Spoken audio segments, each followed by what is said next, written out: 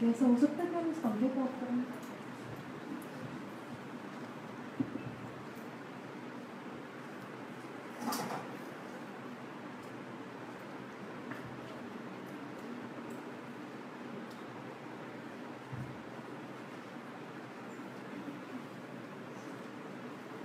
زندگی سے محبت کرنے والوں کے لیے زندگی کی تنظیم ناگزیر ہے. اسی لیے ہم یہ کورس پڑھ رہے ہیں، لائف اسٹائل مینجمنٹ. لیکن زندگی کے بارے میں تصور ہر ایک کا مختلف ہے. اسی وجہ سے زندگی کی تنظیم بھی مختلف ہوتی ہے. ہمارا دین بہت پیارا ہے، اور جو لوگ اس دین پہ چلے ہیں انہوں نے کس طرح سے اپنی لائف کی تنظیم کی کہ اللہ پاک نے اپنے نبی کے توسط سے ہر روز، ہر صبح، ہر شام ایک دعا کروائی. اب بھی وہ دعا کرتے ہیں کہ ہمیں ان کی ملت پر چلا دے. آتی ہے دعا کسی کو؟ اونچی بولے ذرا. کیا ہے؟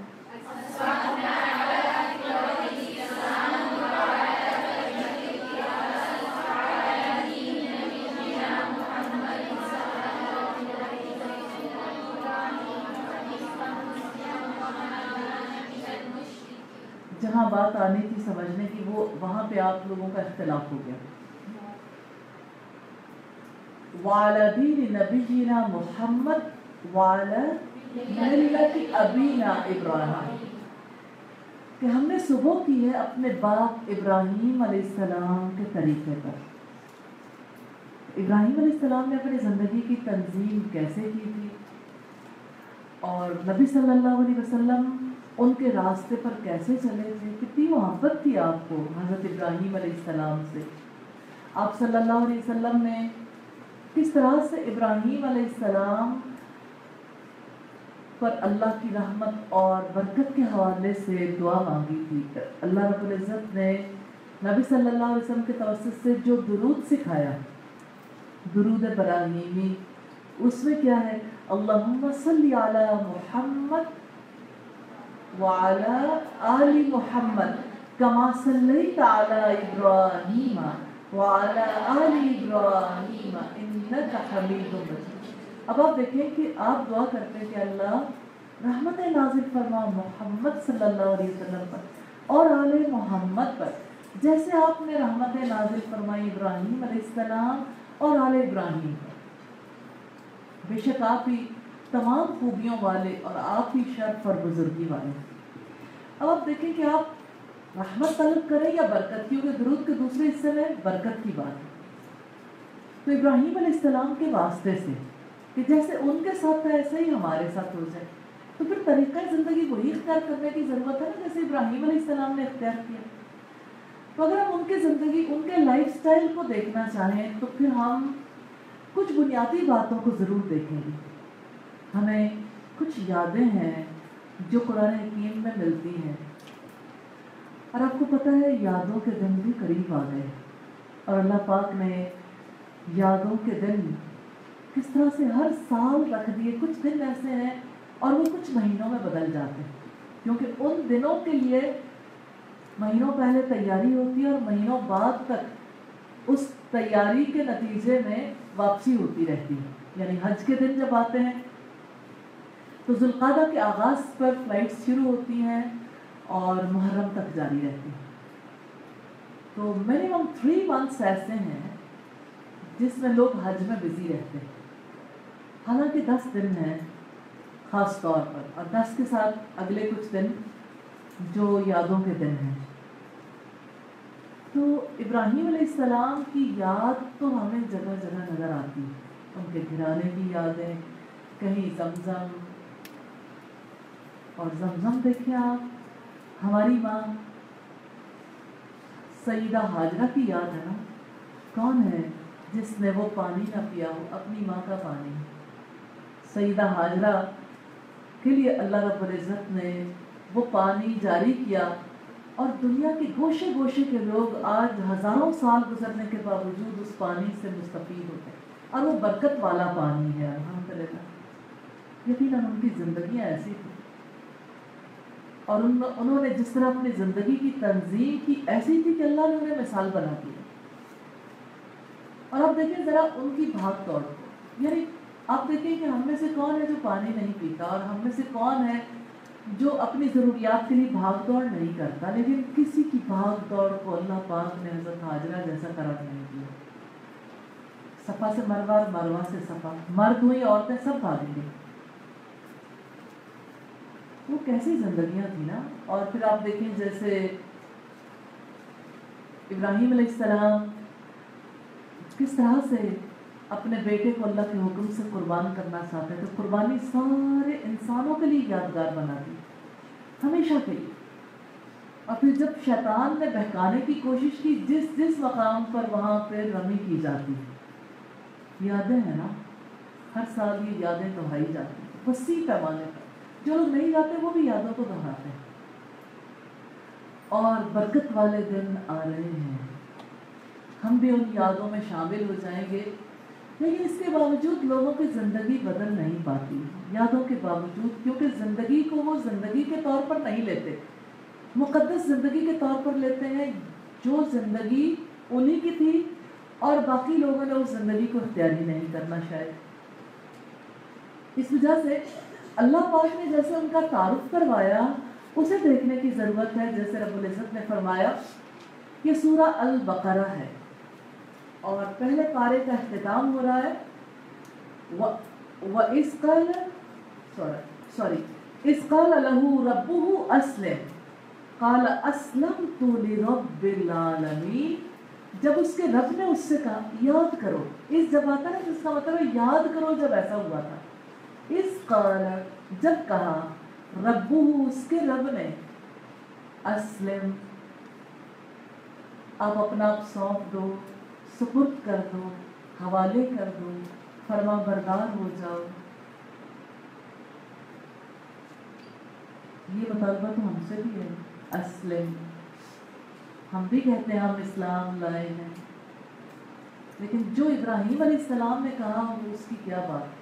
قال اسلمت لرب العالمین، اس نے کہا میں رب العالمین کا فرما بردار ہو گیا، میں نے فرما بردار کر دیا، میں نے اپنا معاملہ اس کے حوالے کر دیا. یہ سپردگی، یہ حوالگی، یہ لائف سٹائل ہے ابراہیم علیہ السلام. اور اگر آپ ابراہیم علیہ السلام کی نسل میں دیکھیں حضرت یعقوب علیہ السلام،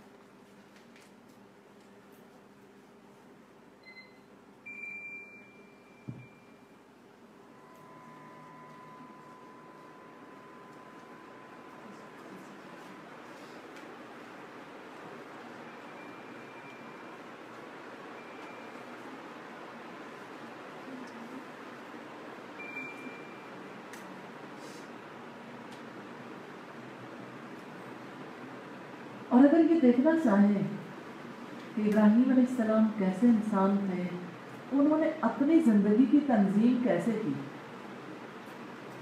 انہوں نے اپنی زندگی کو اپنی موت کے ساتھ ختم ہوتے نہیں دیکھا. انہوں نے اپنی نسلوں کی فکر کی اور اپنی نسلوں کو بھی اس کی تلقین کی. مثال کے طور پر قرآن ہمیں یہ بتاتا ہے وَبَصَّ بِهَا إِبْرَاهِيمُ بَنِيهِ وَيَعْقُوبُ، اور اسی کی وصیت ابراہیم علیہ السلام نے اپنے بیٹوں کو اور یعقوب علیہ السلام کو. یعقوب علیہ السلام کون تھے؟ ہوتے. اور پھر آپ دیکھیں کہ وہ نصیحت کیا تھی، یا بنی ان اللہ اصطفیٰ لکم الدین فلا تموتن الا وانتم مسلمون. اے میرے بیٹو، بے شک اللہ تعالیٰ نے تمہارے لیے दीन को पसंद किया है, तुम्हें मौत ना आए मगर इस हाल में कि तुम अल्लाह के फरमा बरदार, यानी तुम भी मुसलमान होने की हैसियत नहीं जानते हो। और फिर रब्बुल इज़्ज़त इससे आगे कहते हैं,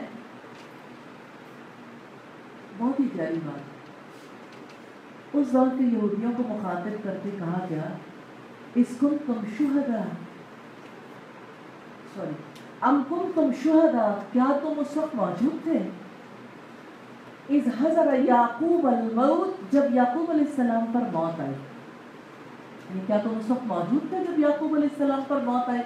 तर्ज़ तफ़ातुर बड़ा प्यारा है, इसलिए कि यानी अचानक बात बदलती है तो इंसान कहता है मुझे ये क्यों कहा गया, इतने ज़माने पहले मैं कैसे हो सकता था, लेकिन शऊर को पहुंचा दिया कि देखो याकूब अलैहिस्सलाम की मौत का वक्त है, इस काल अली बनी ही, जब उन्होंने अपने बेटों से कहा, यानी हज़रत इब्राहीम अलैहिस्सलाम के जाने के बाद उनके बेटे वो भी चले गए, पोता वो भी जा रहा है, उन्होंने अपने बेटों को अपने क्या नसीहत की, यानी इब्राहीम अलैहिस्सलाम की चौथी नस्ल है, जब उन्होंने अपने बेटों को नसीहत की, और नसीहत किस अंदाज में है, पहले सवाल है मा ताबुदून मिन बादी, मेरे बाद तुम किसकी इबादत करोगे, फिक्र है ना कि नस्ल मुसलमान रहे, अल्लाह की फरमा बरदार रहे।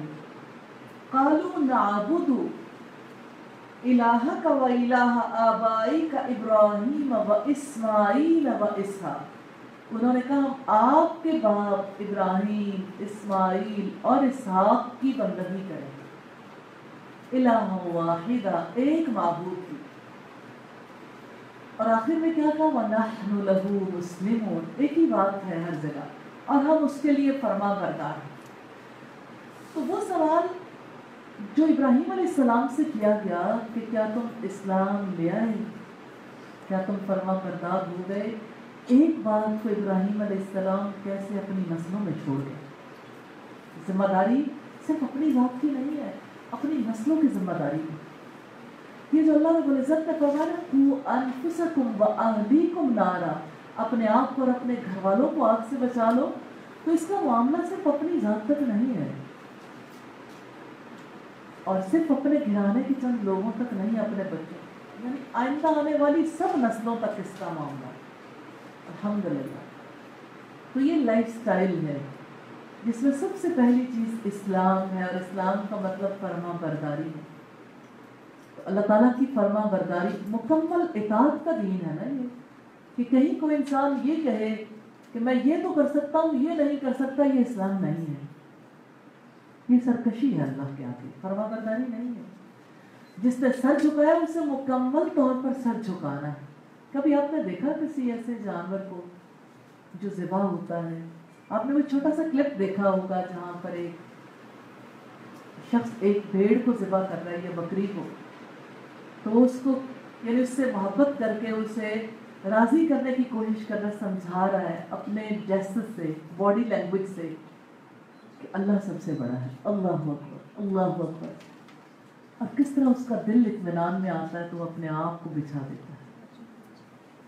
ये इस्लाम है, अपने आप को अल्लाह ताला के आगे बिछाना इस्लाम है, ये फरमा बरदारी है। इस लिहाज से हम देखते हैं कि हमने भी वही फरमा बरदारी इख्तियार करनी है जो इब्राहीम अलैहिस्सलाम की, जो इस्माईल अलैहिस्सलाम की थी, जो इसहाक अलैहिस्सलाम की, जो याकूब अलैहिस्सलाम की, और जो मोहम्मद रसूलुल्लाह सल्लल्लाहु अलैहि वसल्लम की। ये लाइफस्टाइल ऐसा है जिसके बारे में नबी सल्लल्लाहु अलैहि वसल्लम ने फरमाया ज़ाक़ताअमल ईमान, उसने ईमान का मज़ा चख लिया, यानी वो इस्लाम में दाखिल हुआ, उसने ईमान का मज़ा चख लिया। मन रज़िया बिल्लाहि रब्बा, जो अल्लाह के रब होने पे राज़ी हो गया, व बिल इस्लामी दीना, और इस्लाम के दीन होने पे राज़ी हो गया, व बि मुहम्मदिन नबिय्य रसूला, और मोहम्मद सल्लल्लाहु अलैहि वसल्लम के नबी और रसूल होने पे राज़ी हो। तो अल्हम्दुलिल्लाह अल्लाह ताला की ज़ात की रहमत है कि उसने हमें अपने नबी के तवस्सुत से ये बता दिया कि ईमान फरमा बरदारी का नाम, और ईमान अल्लाह की रज़ा पर اور محمد صلی اللہ علیہ وسلم کی اتباع پر اور اس دین پر راضی ہو جانے کا نام. اور اگر آپ دیکھیں تو قبر میں اترتے ہی سب سے پہلے جو سوال ہونے ہیں، تیرا رب کون ہے، تیرا رسول کون ہے، تیرا دین کیا ہے. تو یہ دین ہے جو ابراہیم علیہ السلام کا دین، محمد صلی اللہ علیہ وسلم کا دین. اور یہ طریقہ کار اسلام کا ہے، فرما برداری، سپردگی، حوالگی، جس میں اپنی ذات کا مالک خود کو نہیں سمجھا جاتا، اللہ تعالیٰ جو مالک کا غلام بن گیا، جبکہ وہ ہے جو مالک کا غلام بن گیا تو وہ مالک کی مرضی کے مطابق جینے کے قابل بھی ہو جاتا ہے. الحمدللہ اس کو پتہ ہوتا ہے کہ مالک کی مرضی کے مطابق چلنا ہے. اسی وجہ سے آپ دیکھیں کہ مصحف کا جب آغاز ہوتا ہے تو ہمیں ہمارا دین سکھایا گیا، لائف سٹائل. سب سے پہلی چیز جو آپ مصحف پہ دیکھتے ہیں وہ کیا ہے؟ بسم اللہ. پتہ لگتا ہے نا اللہ کے نام سے، لیکن یقین کیا ہے؟ الرحمن، وہ اللہ جو وسیع رحمت والا ہے، الرحیم جو نہایت رحم والا ہے. اور دوسری بات کیا ہے؟ الحمدللہ. یہ ہمارا دین ہے، ہمارا لائف سٹائل ہے. الحمدللہ، سب تعریف اللہ کے لیے ہے جو سارے جہانوں کا رب ہے، جو وسیع رحمت والا، نہایت رحمت والا ہے، نہایت رحم والا ہے، جو جزا کے دن کا مالک ہے. یہ دین ہے نا، بلیف ہے اس دین میں. اب دیکھیے ہر انسان کسی بلیف سے چلتا ہے، چاہے وہ بلیف درست ہو یا صحیح ہو، درست ہو یا غلط ہو. ایسا نہیں ہو سکتا کہ کسی مائنڈ سیٹ کے بغیر کوئی اپنی زندگی بسر کر لے. وہ جانور ہو سکتا ہے، انسان ایسے نہیں زندگی بسر کر سکتے. بھلے سے انسان کو اس کا شعور نہ ہو، اس کی بے شعوری میں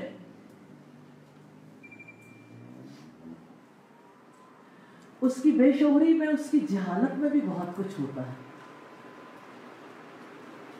اس طرح سے ہم دیکھتے ہیں کہ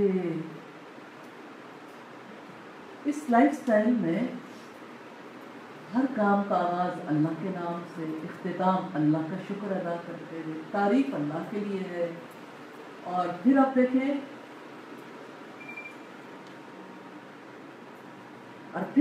کہ اس میں جو چیز سکھائی گئی وہ اخلاص ہے. جانتے ہیں کتنا؟ ایاک نعبد، صرف آپ کی ہم عبادت کرتے ہیں، صرف آپ کی، کوئی اور ایسا نہیں ہے جس کی ہم عبادت کریں. وَإِيَّاكَ نَسْتَعِينُ، اور صرف آپ سے ہم مدد مانگتے ہیں، دعا بھی آپ سے، عبادت بھی آپ کی، اور مدد بھی آپ ہی سے طلب کرتے ہیں. اهْدِنَا الصِّرَاطَ الْمُسْتَقِيمَ، ہمیں سیدھے راستے پر چلا دے، ہمیں سیدھے راستے کی ہدایت دے دے. یہ لائف سٹائل ہے. یہ صراط کون سا ہے؟ دیکھیں ہر ایک کو صراط تو چاہیے نا، وہ سیدھا ہو یا ٹیڑھا ہو، صراط چاہیے. صراط الذین انعمت علیہم، ان لوگوں کا راستہ جن پر آپ نے انعام کیا. غیر المغضوب علیہم، ان لوگوں کے راستے پر نہیں جن پر آپ کا غضب ہوا. ولا الضالین، اور نہ گمراہوں کے راستے پر. تو یہ اخلاص ہے. اخلاص از دا وے. سورہ البینہ میں رب العزت فرماتے ہیں وَمَا أُمِرُوا إِلَّا لِيَعْبُدُوا اللَّهَ مُخْلِصِينَ لَهُ الدِّينَ، انہیں اس کے سوا کوئی حکم نہیں دیا گیا تھا مگر یہ کہ اللہ کے لیے اپنے دین کو خالص کر کے اس کی عبادت کریں. اللہ کے لیے دین کو خالص کرنے کا مطلب کیا ہے؟ کہ ہر کام اللہ کی خوشی کے لیے کریں، اللہ کی پسند کے مطابق، اس کی پسندیدہ طریقے کے مطابق. تو یہ زندگی قیمتی ہے. اس زندگی میں کوئی نہ کوئی لائف سٹائل تو اختیار کرنا ہے. سرکشی بھی ایک لائف سٹائل ہے، بے خدا زندگی گزارنا بھی ایک لائف سٹائل ہے، لیکن اس کا انجام بہت خراب ہے. لیکن وہ لوگ جو اپنے آپ کو خدا پرست بھی کہتے ہیں، توحید پرست بھی کہتے ہیں، لیکن زندگی میں وہ یہ محسوس کرتے ہیں بہت اچھے کام کر رہے ہیں. اور رب العزت فرماتے ہیں سورہ الکہف میں ہمیں یہ بتاتے ہیں کہ وہ لوگ خسارے میں ہیں جو لوگ یہ سمجھتے ہیں کہ ہم بہت اچھے کام کر رہے ہیں لیکن ان کے کام اللہ تعالیٰ نے قبول نہیں کیے. رب العزت نے فرمایا قل هل ننبئکم بالاخسرین اعمالا، کہہ دو کیا ہم تمہیں بتائیں اپنے اعمال میں سب سے زیادہ نامراد لوگ کون ہیں؟ الذین ضل سعیہم فی الحیات الدنیا، جن کی کوششیں دنیا کی زندگی میں گم ہو گئی. وَيَحْسَبُونَ أَنَّهُمْ يُحْسِنُونَ صُنْعًا، اور وہ یہ گمان کرتے سب اچھا کر رہے ہیں. لوگ کہتے ہیں ہم نمازیں پڑھ رہے ہیں، ہم صدقہ و خیرات بھی کر رہے ہیں، زکوٰۃ دیتے ہیں، روزے رکھتے ہیں، حج کرنے جاتے ہیں، ہم دعا بھی کرتے ہیں، تلاوت بھی کرتے ہیں، اور کیا کریں؟ پھر جب آپ انہیں عملی زندگی میں دیکھتے ہو تو وہ سود بھی کھاتے ہیں. کچھ لوگ سود نہیں بھی کھاتے. پھر عملی زندگی میں دیکھیں تو حجاب نہیں کرتے، تو وہ سمجھتے تو ہیں ہم سب اچھا کر رہے ہیں. پھر عملی زندگی میں دیکھیں تو میوزک بھی سنتے ہیں. پھر عملی زندگی میں دیکھیں تو مرد و عورت کے اختلاط پر بھی کوئی پابندی نہیں ہے. پھر اللہ کی نافرمانی کے کاموں کا جہاں سے دروازہ کھلتا ہے ایک فلڈ ہے جو ان کی زندگی کو متاثر کر چکا، باطل نظریات کا. اس کے باوجود وہ یہ سمجھتے چونکہ ہم نمازیں پڑھیں ہم سب اچھا کریں. نماز پڑھنا ایک لائف سٹائل ہے لیکن ایک جز ہے، کل نہیں ہے. جز کو کل کیوں بنا لیا؟ جز تو اس لیے تھا کہ باقی زندگی ٹھیک ہو جائے، کیونکہ رب العزت نے فرمایا ان الصلاۃ تنہی عن الفحشاء والمنکر، بے شک نماز برائی اور بے حیائی سے روکتی ہے. تو کس کی نمازیں برائی اور بے حیائی سے روکتی ہیں؟ نمازیں بھی پڑھتے ہیں، لوگ کہتے ہیں نمازیں پڑھتے ہیں اور کون سی نیکی کریں؟ نیک تو ہے. خودی طور پر دین کی حقیقت کو قبول ہی نہیں کرتے کہ دین بھی ہم پہ کوئی ذمہ داریاں عائد کرتا ہے. دین کی اتنی حقیقت سمجھ آئی کہ میرا گھر، میرے بچے، میرا شوہر اور بس یہ میری کل ذمہ داری ہے. باقی کے بارے میں پوچھتے ہی رہتے ہیں کہ اچھا کیا ساس کی خدمت کرنا فرض ہے؟ کیا اسلام اجازت دیتا ہے کہ آپ جوائنٹ فیملی میں رہ لو؟ اسلام اگر حجاب کا حکم دیتا ہے تو اس کے ساتھ صلہ رحمی کا بھی حکم دیتا ہے. تو صلہ رحمی کو حجاب کے ساتھ اس طرح اٹیچ کیا جاتا ہے کہ اگر حجاب کیا تو صلہ رحمی نہیں ہوگی اور صلہ رحمی ہوگی تو اسلام نہیں ہوگا. دونوں چیزوں کو اکٹھی حقیقت کے طور پر قبول نہیں کرتے.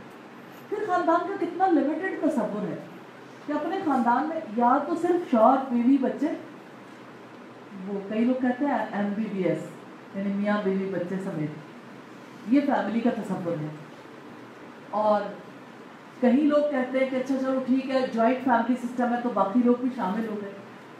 لیکن وہ جو مسلمانوں کو اخوت کے رشتے میں پرویا، تو جو مسلمانوں کا ایک وسیع اسلامی خاندان ہے اس کی ذمہ داریوں کو قبول کرنے کے لیے تیار ہے. ہر کوئی اپنے آپ کو کاٹ کے صرف لمیٹڈ ہو گیا نا. ہر کوئی خود غرض ہو گیا کہ میری کمائی میرے بچوں کا حصہ اور میرا کام صرف اپنے بچوں کو اچھا بنانا ہے اور میرا حسن سلوک کے مستحق صرف میرے گھر والے ہیں. باقی مسلم معاشرے کے بارے میں اپنی ذمہ داریوں کو اگنور کر دیا. اور ہماری ذمہ داریاں تو نان مسلمس کے لیے بھی ہیں.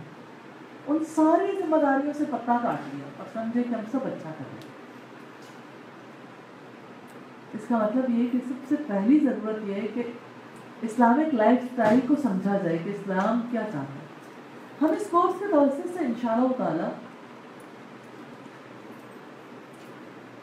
بیسک ریالٹیز کو سمجھتے بھی رہیں گے اور ساتھ ساتھ عملی زندگی کے لیے جو اسلام طریقہ کار اختیار کرنے کا حکم دیتا ہے وہ طریقہ کار بھی اختیار کرتے رہیں گے تاکہ ہماری زندگی آرگنائزڈ ہو جائے. اب دیکھیں آپ اپنا ٹائم ٹیبل بناتے ہیں، وقت قیمتی ہے نا، اور خسارہ تو انسان کے پاس سب سے بڑا وقت کا ہے. اب کرنے والے کام بہت سے ہیں، آپ سمجھیں گے بھی اور کریں گے بھی، لیکن سب سے پہلا کام جو ہے وہ یہ کہ اللہ کے احکامات کو قبول کرنے، جیسے وہ ٹائم مینیج کرنے کا حکم دیتا ہے اس طرح سے ٹائم مینیج کرنا مشکل نہیں ہے، اپنے سارے کاموں کے لیے وقت ہے، لیکن اپنے آپ کو خسارے سے بچانا ہے، کامیاب ہونا ہے تو وقت کی تنظیم کرنی ہے، ٹائم مینجمنٹ سیکھنی ہے، پھر ٹائم مینیج کرنا ہے۔ اور آپ دیکھیں کہ کوئی غبی ہے یا فتیل ہے، اللہ پاک نے ایسی ٹائم مینجمنٹ سکھائی ہے کسی کے لیے مشکل ہی نہیں ہے۔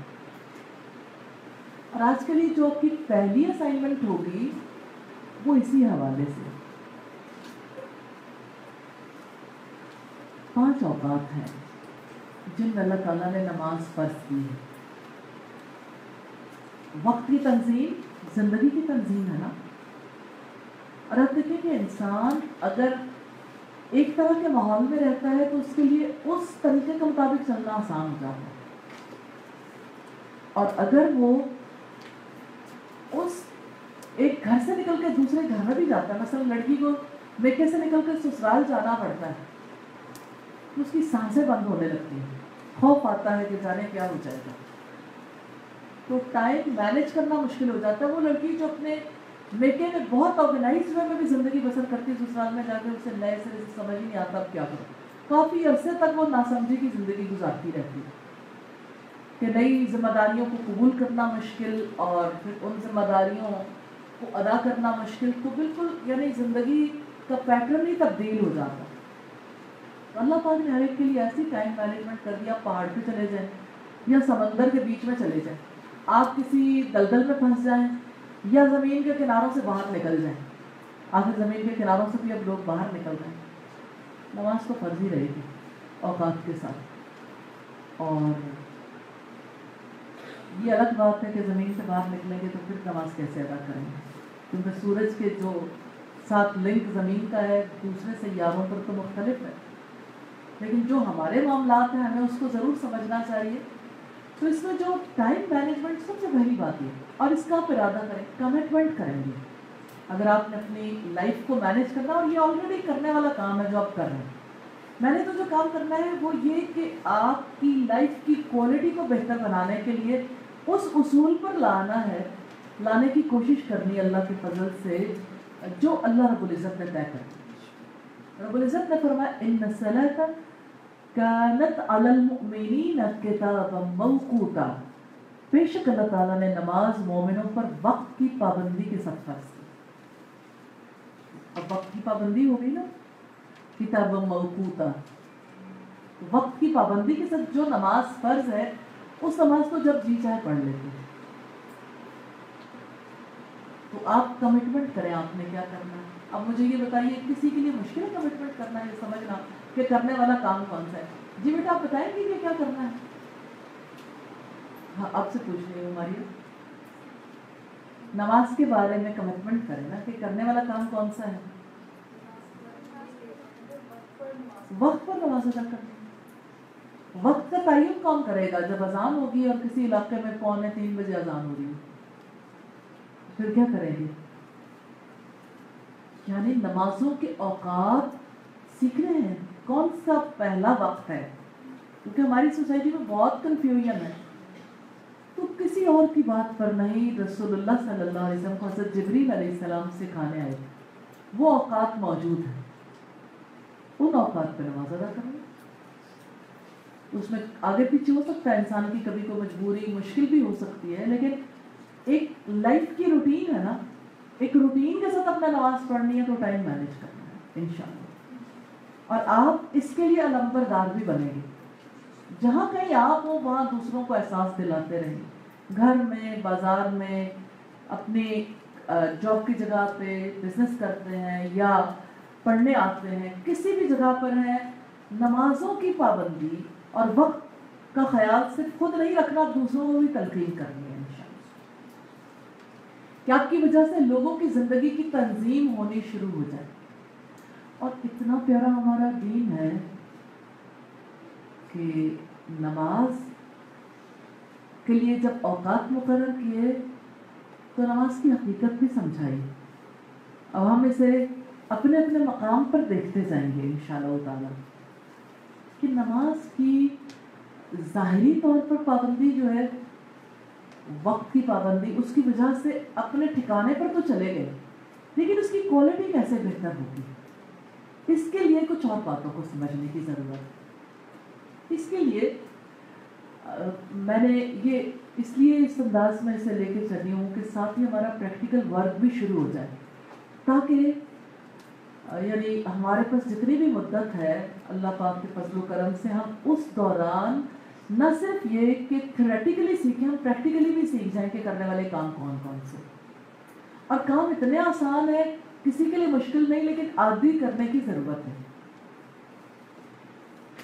دیکھیں یہ ایسا لائف سٹائل ہے، نماز کی ذمہ داری کے حوالے سے ہم غور و فکر کریں گے پہلے، لیکن نماز کے ارد گرد بھی بہت کچھ ہے۔ جیسے نماز سے پہلے کیا ہے، نماز کے لیے آپ کو کیسے پتہ چلتا ہے؟ اذان سے اور وقت ہونے سے۔ اذان جب ہوتی ہے تو کوئی ذمہ داری ہے اذان کا جواب دینا۔ رسول اللہ صلی اللہ علیہ وسلم نے اس کے لیے کیا بشارت دی ہے؟ شفاعت کی۔ شفاعت واجب ہو جاتی ہے جو اذان کا جواب بھی دیتا ہے اور اذان کے بعد دعا کرتا ہے۔ اب ہم کمٹمنٹ کریں گے آج ہر اذان کا جواب دینا سیکھنا ہے۔ ایسا نہیں ہوتا کہ آپ جتنی اذانیں ہو رہے ہیں سب کا جواب دے سکیں اور جتنی اذانیں ہوں سب کے بعد دعا پڑھ سکیں۔ ایک بار پڑھ لیا کافی ہوگا، کیونکہ اذان مختلف اوقات میں ہمارے یہاں جاری رہتی ہے تو لوگ الجھن میں آ جاتے ہیں اور اس کی وجہ سے پھر چھوڑ بیٹھتے ہیں کہ کتنی اذانوں کا جواب دیں، کہ ابھی ظہر کی اذانیں ختم ہوتی ہیں تو پھر عصر کی اذانیں شروع ہو جاتی ہیں، پھر عصر کی ختم ہوتی ہیں تو مغرب کی شروع ہو جاتی ہیں، مغرب کی، اور سارا وقت یعنی یہ تقریباً تھوڑے تھوڑے وقفے کے ساتھ سلسلہ چلتا رہتا ہے۔ تو آپ اپنی زندگی کے لیے، لائف کے لیے طے کر لیں بنیادی چیز، اور یہ بات آپ کو کہاں تک لے کے جائے گی انشاءاللہ؟ پورے اسلام تک اور پوری زندگی کی کامیابی تک انشاءاللہ۔ کیونکہ اللہ رب العزت نے جہاں سورہ مومنون میں کامیاب لوگوں کی صفات بتائی ہے، قد افلح المؤمنون، وہاں پہلی صفت کیا بتائی ہے؟ الذین ہم فی صلاتہم خاشعون، وہ لوگ جو اپنی نمازوں میں خشوع اختیار کرتے ہیں۔ اور یاد رکھیے گا خشوع کے لیے کچھ باتیں بہت ضروری ہیں، آپ گلٹ میں نہ ہوں۔ جب آپ گلٹ میں ہوتے ہیں خشوع نہیں ہوتا، آپ پریکٹیکلی کر کے دیکھ لیجیے گا، کیونکہ آپ کے ذہن میں بار بار خیال آتا ہے نماز کا وقت چلا جائے گا، جلدی کرنا۔ جب آپ نے وقت پہ نہیں ادا کی تو پھر آپ ایک پریشانی میں آ جاتے ہیں۔ اس پریشانی میں یہ انسان کی نیچر ہے، اس کی سائیکالوجی ہے، وہ اس کی ایسی نفسیات ہے کہ وہ ایسے موقع پہ خشوع اختیار نہیں کر سکتا جبکہ وہ گلٹ میں ہو کہ میری نماز کا وقت جا رہا ہے۔ اس لیے نماز جب اول وقت پہ آ گئی تو خشوع کا اہتمام ہو گیا۔ دوسری بات یہ ہے کہ خشوع کے لیے ظاہر ہے کہ کچھ اور چیزوں کا اہتمام کرنا ضروری ہے۔ نماز پورے ڈریس میں ادا کی جائے، یعنی پورے طریقے سے ڈریس اپ ہوں، آپ کے ادھر سے بال نظر آ رہے ہیں، ادھر سے دوپٹہ لیا ہے، وہ جو ہی رکوع میں جاتے ہیں یہ گیا دوپٹہ، سجدے میں جاتے ہیں تو پانچے اوپر اٹھ گئے، ٹخنے ننگے، اور جب اٹھے تو یہ سلٹس جو ہے اس کی وجہ سے سائڈیں ننگی ہو گئی، کبھی بازو کھل رہا ہے، کبھی ٹانگیں کھل رہی ہیں، کبھی سائڈیں کھل رہی ہیں، کبھی سر کھل رہا ہے، تو خشوع کہاں سے آئے گا؟ اب آپ دیکھیں نماز کی بھی تو تنظیم کی ضرورت ہے نا، لائف کو آرگنائز کرنا، تو جس چیز سے آپ آرگنائز کر رہے ہیں اس کی کوالٹی کو بہتر بنانا ہے انشاءاللہ۔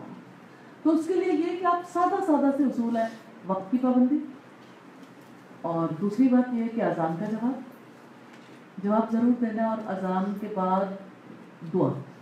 ابھی اس ہفتے میں آپ پریکٹس کریں گے اور اس کا آپ ریکارڈ رکھیں گے اپنے پاس، اور وہ ریکارڈ بنا کے بھی دیں گے، ٹھیک ہے؟ ریکارڈ بنا سکتے ہیں 5 times a day اور 1 week کا ریکارڈ، ٹھیک؟ اور یہ ریکارڈ آپ کیا یہ پاسبل ہے کہ ہم ان کے ساتھ کوئی چیز شیئر کر لیں اور یہ سب جو ہے اسی پہ اپنا ریکارڈ بنائیں نیٹ پہ؟ ایسا ہو سکتا ہے؟ جی، تو فائزہ بھی تھوڑی دیر میں آپ کو بتا دیں گی کہ آپ کیسے ریکارڈ بنا لیں اور اس کو کیسے فل کریں، کیونکہ اگر میں دیکھنا چاہوں تو میں آپ سے کاغذ پہ نہیں لینا چاہتی، میں یہ چاہتی ہوں کہ ایسی جگہ پہ لے لیں جس کو میں دیکھ پاؤں ایک ہی وقت میں، مجھے پتہ چل جائے آپ کیا کر رہے ہیں. اور یہ سب کے لیے اور کسی کے لیے بھی مشکل نہیں ہے انشاءاللہ ہوگا. جس دور میں ہم رہتے ہیں اپنے دور میں رہنا بھی تو سیکھنا چاہیے. اگر یہ ٹیکنالوجی کا دور ہے تو ٹیکنالوجی کے دور میں آپ اس کو استعمال کرنا سیکھ جائیں گے تو اپنا حساب کتاب اچھا رکھ لیں گے اپنے ہی موبائل پہ. آپ لوگوں میں سے کتنے لوگ ہیں جن کے پاس موبائل نہیں؟ آلموسٹ سب کے پاس ہی موبائل ہوتا ہے. تو آلموسٹ سب کے پاس ہی کوئی نہ کوئی ایسی فیسلٹی ہوتی ہے جس کی وجہ سے وہ ریکارڈ رکھنے کے کام، کمپیوٹر ہے، موبائل ہے، یا کوئی ایسی چیز جو لوگ یعنی جہاں پہ بھی ہوں ان کے لیے اس میں مشقت نہیں ہے. جس سوسائٹی میں ایک سویپر کے پاس بھی موبائل ہے اس سوسائٹی میں موبائل کے بارے میں سوال کرنا بڑی نادانی سی محسوس ہوتی ہے، لیکن میں ہر بار ضرور یہ نادانی کر لیتی ہوں صرف احساس دلانے کے لیے. یہ سب چیزیں تو آپ کے پاس ہیں، آپ کے لیے اتنا مشکل نہیں ہے. اس کے باوجود اگر کوئی یہ سمجھتا ہے کہ میرے لیے بہت مشکل ہے پھر بھی وہ ریکارڈ ضرور بنائے گا. تو آپ دیکھیں کہ آپ اب اتنی سہولت کے دور میں ہیں. میں یہ تو نہیں چاہتی کہ یہ طریقہ کار ہو کیونکہ میرے لیے اتنا مشکل ہو جاتا ہے کہ میں اتنے لوگوں کا اکٹھے نہیں دیکھ سکتی. لیکن ایسا ہو سکتا ہے کہ آپ اپنی پوری شیٹ بنا لیں تو اس کی پکچر اپلوڈ کر دیں یا دے دیں.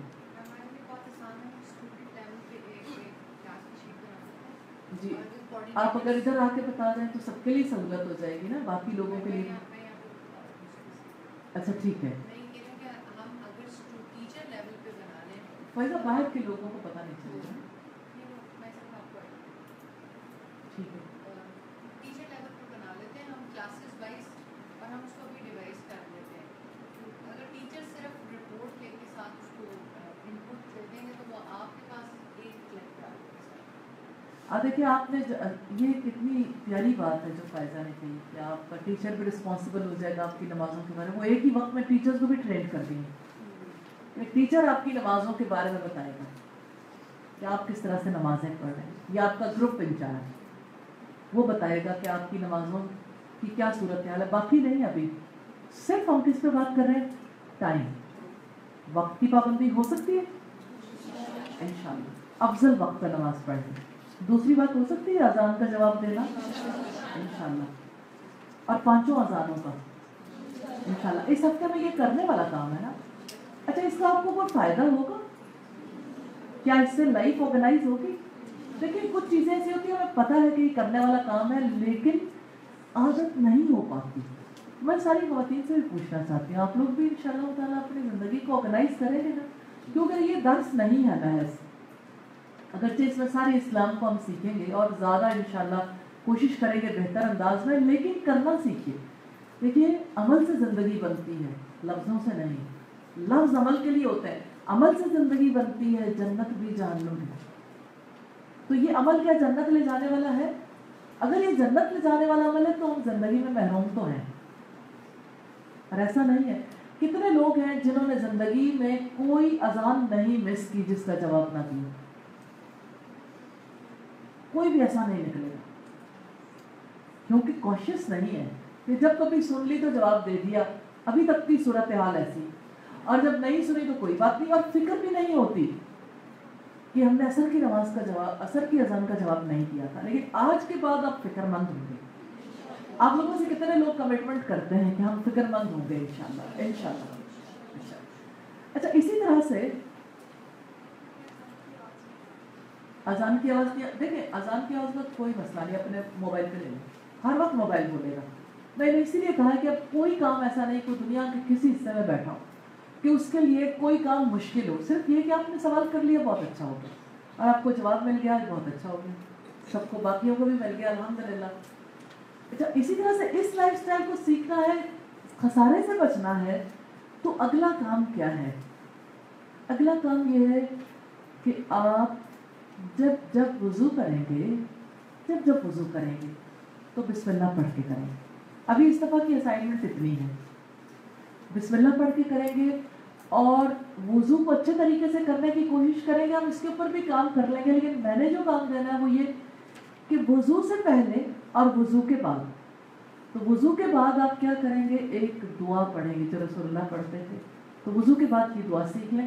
اگر آپ لوگوں کو نہیں آتی تو میں प्रोग्राम कोऑर्डिनेटर से ये कहना चाहती हूँ कि सब लोगों के मोबाइल नंबर्स ले लें, हम आपको दुआ भेज देते हैं हर दफ़ा। बेशक आपको पहले नहीं आती, आप मोबाइल से देख के पढ़ लें, आप कोई स्टिकर लगा लें, आप किसी भी तरीके से लिख के लगा लें अगर और कुछ नहीं होता, लेकिन वुज़ू के बाद की दुआएं ज़रूर पढ़ेंगे इंशाअल्लाह। कैसा हो सकता है सबको ये स्टिकर तोहफा दे दें? अभी नहीं, जाते हुए, ठीक है इंशाअल्लाह, लेकिन फरजाना दे देते हैं इंशाअल्लाह, ये मेरी तरफ से, ठीक है इंशाअल्लाह। तो मेरा दिल चाहता है सारे लोगों के वुज़ू का सवाब मुझे मिल जाए, तो हर किसी को हरीस होना चाहिए। मैंने सोचा कि कोई और ही ना अजर ले जाए ना। तो बहरहाल ये तो हमारी ज़िंदगी, हमें हिर्स रखनी चाहिए, लेकिन हमें ये भी कोशिश करनी चाहिए कि हम दूसरों को भी मौका दें। अल्लाह ताला हम सब पर रहमत करे। अच्छा, अब ये है कि फजाना बिल बनवा दीजिए तो काइंडली, ये अभी नहीं, क्लास के बाद, ये आपकी रिस्पॉन्सिबिलिटी है, ठीक। अच्छा, अब आप ये देखिए कि वुज़ू से पहले बिस्मिल्लाह और वुज़ू के बाद वुज़ू की दुआ, काम आसान है ना। अच्छा, इसी तरह से इंशाअल्लाह ताला नमाज के बाद के अस्कार, नमाज के बाद आपने क्या पढ़ना? तस्बीह फातिमा। हर बार तो सारे जो ही नमाज ख़त्म करते हैं उठ खड़े होते हैं। आप लोगों में से कितने लोग हैं जो उठ खड़े होते हैं, जिन्हें उठना ही होता है? ज़ोहर और असर में उठ खड़े होते हैं, फजर में नहीं उठते, और मगरिब में भी नहीं उठते, ईशा में भी नहीं उठते, लेकिन ज़ोहर और असर में उठना पड़ता है।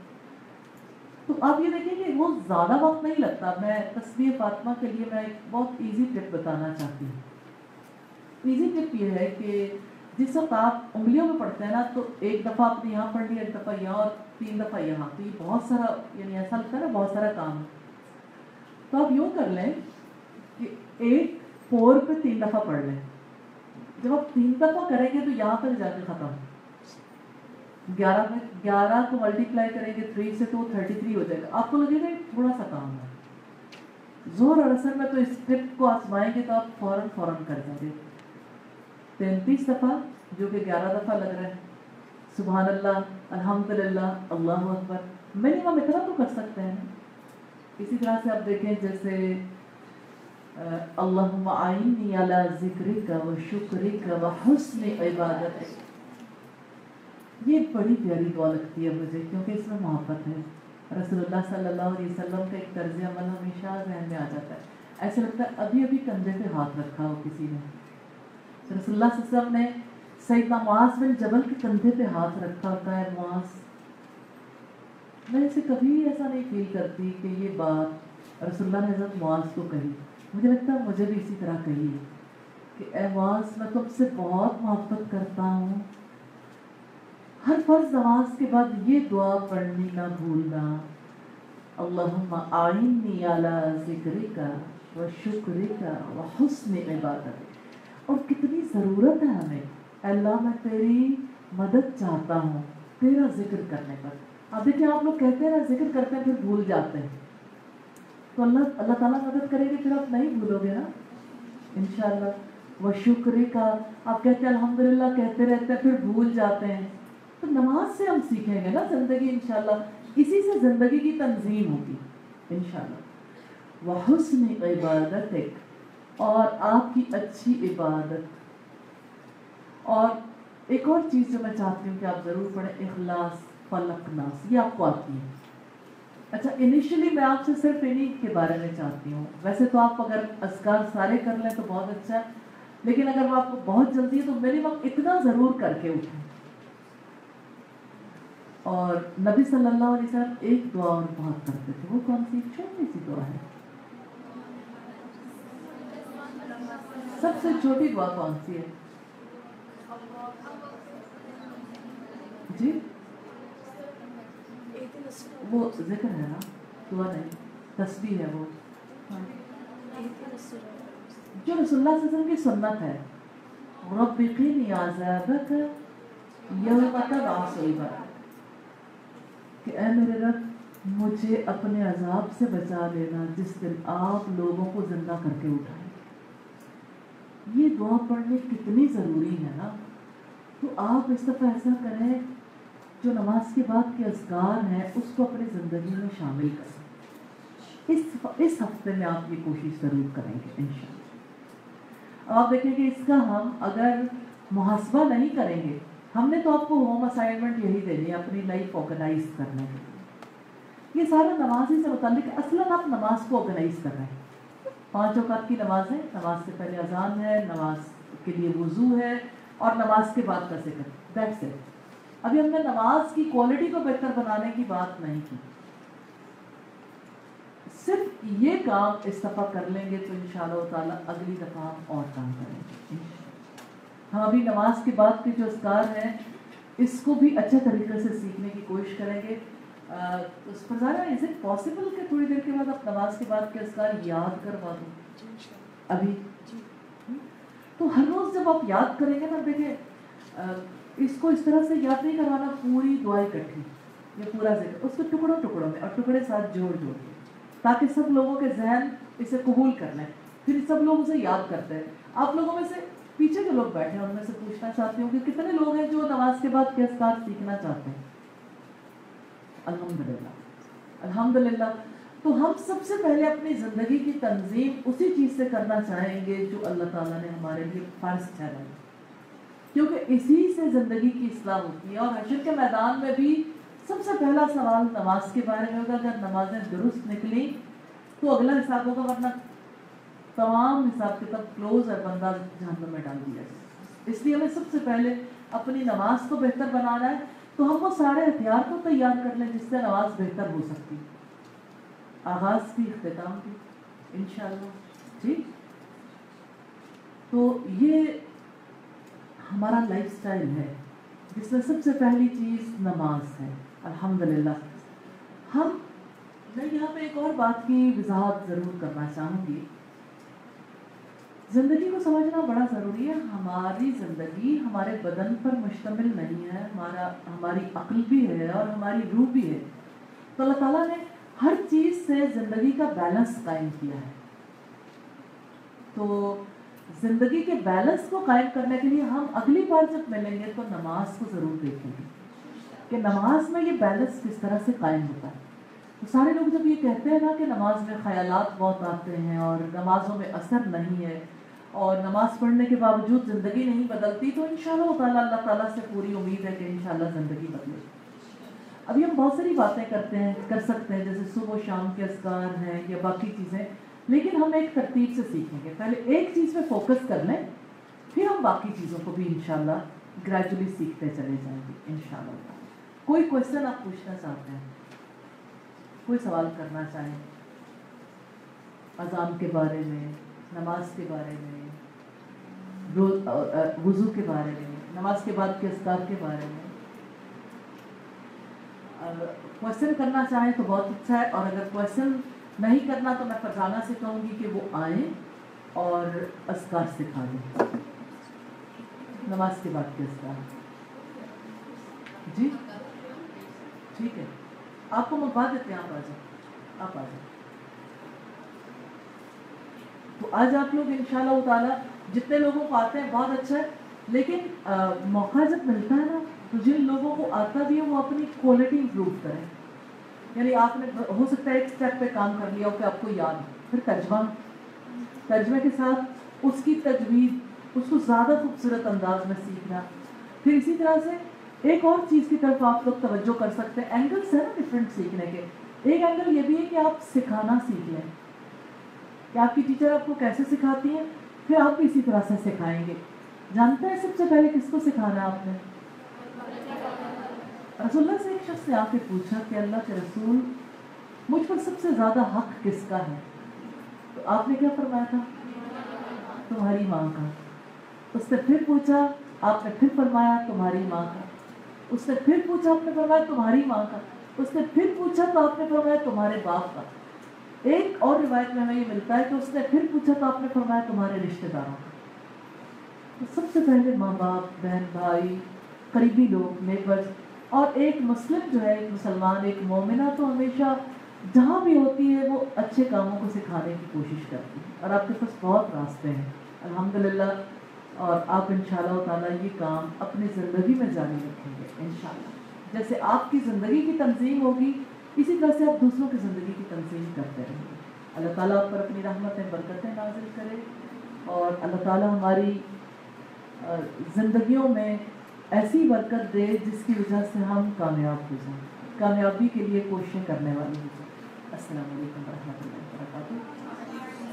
ابھی بیٹا بول کے کہنا جو بھی بات کرنی ہے. آئیے فرزانہ آئیے, نماز کے بعد کے اذکار سیکھیں گے.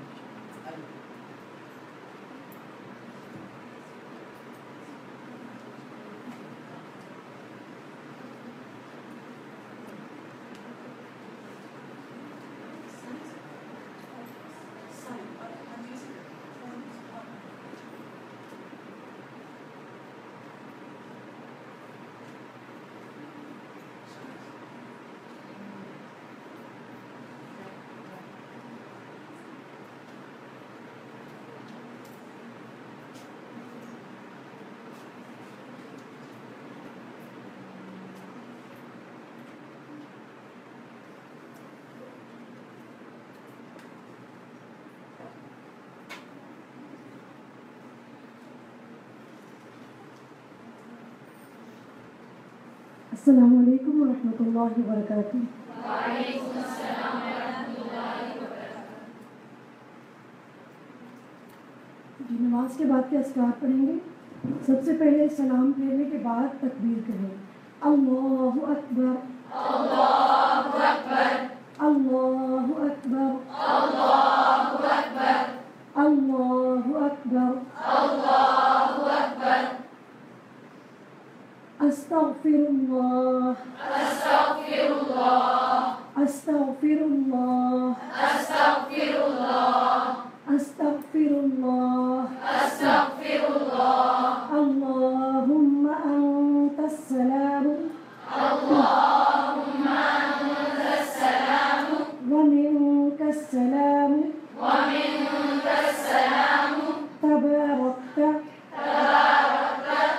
يا ذا الجلال والإكرام يا ذا الجلال والإكرام. اللهم أنت السلام اللهم أنت السلام ومنك السلام ومنك السلام تباركت يا ذا الجلال والإكرام يا ذا الجلال والإكرام. اللهم أنت السلام اللهم أنت السلام ومنك السلام ومنك السلام تباركت يا ذا الجلال والإكرام. يا ذا الجلال والإكرام. لا إله إلا الله لا إله إلا الله وحده لا شريك له وحده لا شريك له له الملك وله الحمد له الملك وله الحمد وهو على كل شيء قدير. وهو على كل شيء قدير. اللهم لا مانع لما أعطيت اللهم لا مانع لما أعطيت ولا معطي لما منعت ولا معطي لما منعت ولا ينفع ذا الجد منك الجد. ذا الجد منك الجد. لا إله إلا الله وحده لا شريك له لا إله إلا الله وحده لا شريك له له الملك وله الحمد له الملك وله الحمد وهو على كل شيء قدير. وهو على كل شيء قدير. اللهم لا مانع لما أعطيت اللهم لا مانع لما أعطيت ولا معطي لما منعت ولا معطي لما منعت ولا ينفع ذا الجد منك الجد. ولا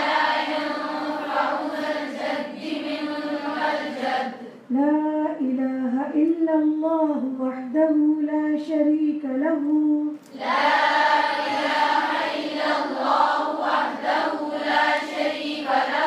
له الملك وله الحمد وهو على كل شيء قدير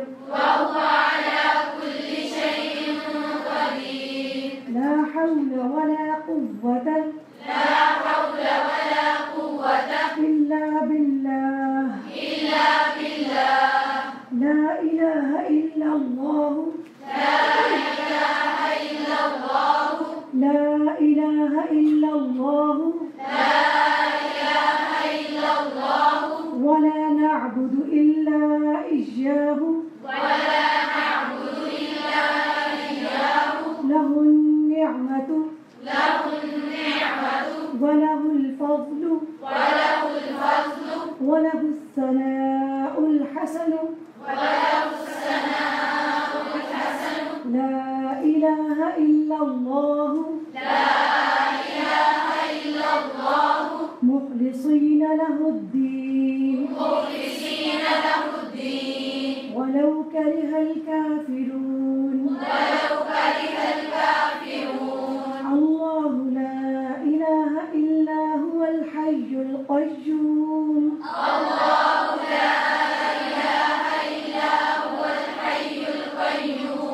لا تأخذه سنة ولا نوم له ما في السماوات وما في الأرض من ذا الذي يشفع عنده إلا بإذنه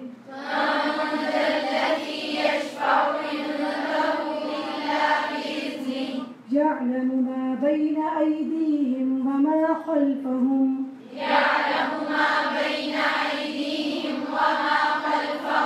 ولا يحيطون بشيء من علمه إلا بما شاء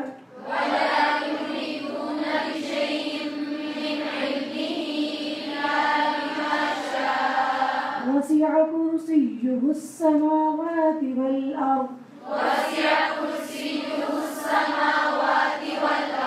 ولا يؤوده حفظهما وهو العلي العظيم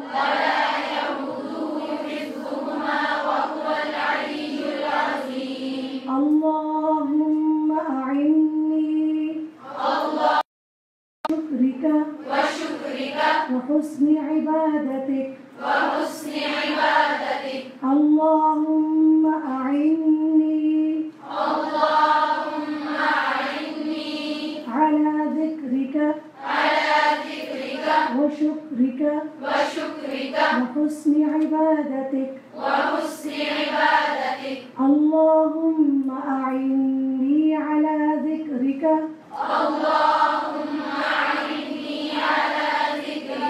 وشكرك وحسن عبادتك بسم الله الرحمن الرحيم قل هو الله أحد الله الصمد لم يلد ولم يولد ولم يكن له كفوا أحد بسم الله الرحمن الرحيم قل أعوذ برب الفلق من شر ما خلق ومن شر غاسق إذا وقب ومن شر النفاثات في العقد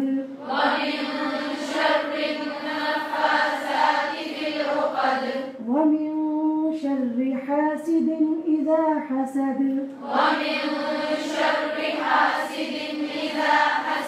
بسم الله الرحمن الرحيم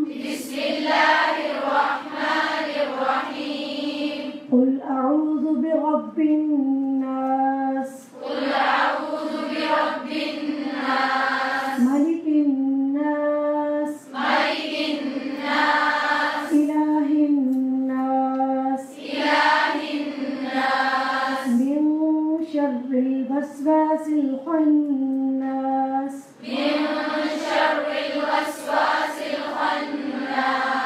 الذي يوسوس في صدور الناس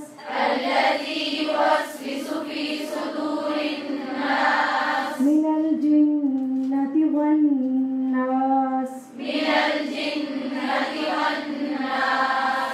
سبحان الله الحمد لله الله أكبر لا إله إلا الله وحده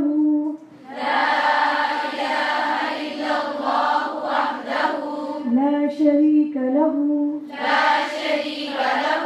له الملك وله الحمد وهو على كل شيء قدير رب قني عذابك يوم تبعث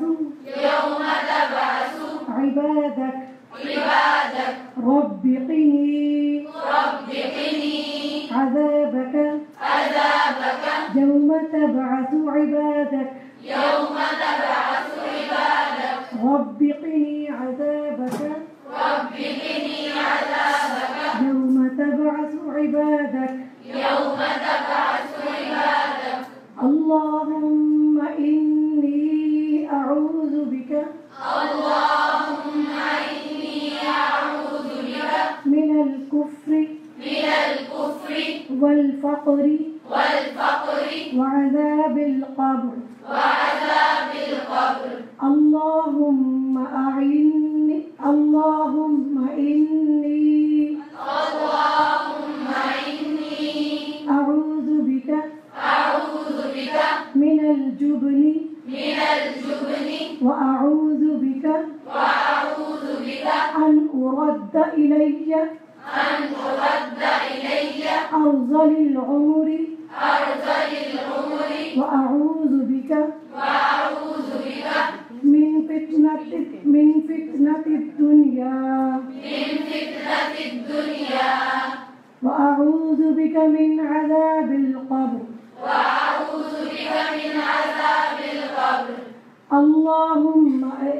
اللهم إني أعوذ بك من الجبن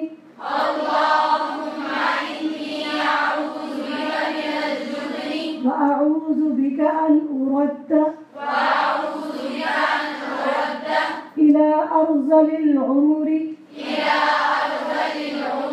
وأعوذ بك من فتنة الدنيا وأعوذ بك من عذاب القبر اللهم اغفر لي ما قدمت وما أخرت وما أسررت وما أعلنت وما أسرفت وما أنت أعلم به مني وما أنت أعلم به مني أنت المقدم وأنت المؤخر لا إله إلا أنت اللهم إني أعوذ بك من عذاب القبر اللهم إني أعوذ بك من عذاب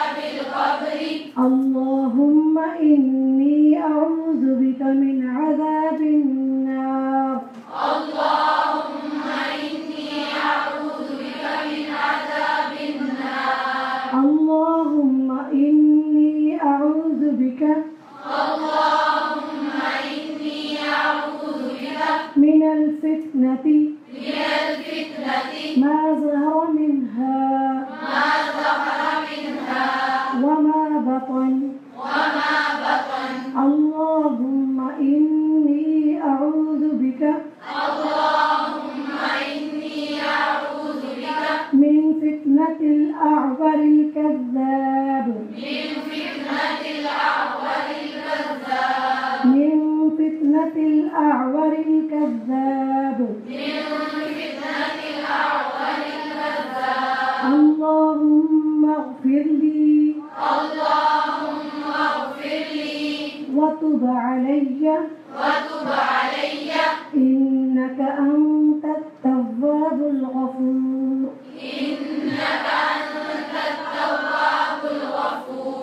سبحانك وبحمدك لا إله إلا أنت أستغفر الله وأتوب إليه سبحان الله وبحمده عدد خلقه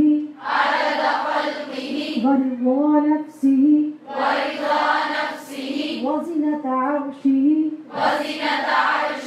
ومداد كلماته اللهم إني أسألك علما نافعا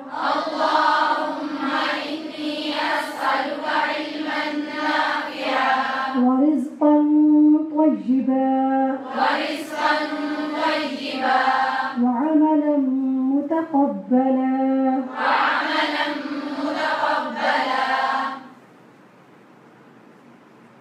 سبحان الملك القدوس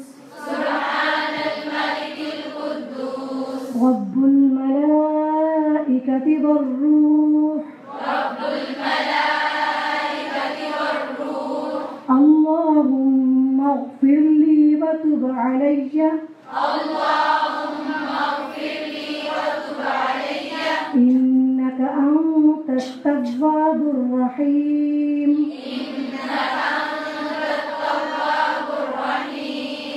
جزاكم الله خير. السلام علیکم ورحمۃ اللہ وبرکاتہ.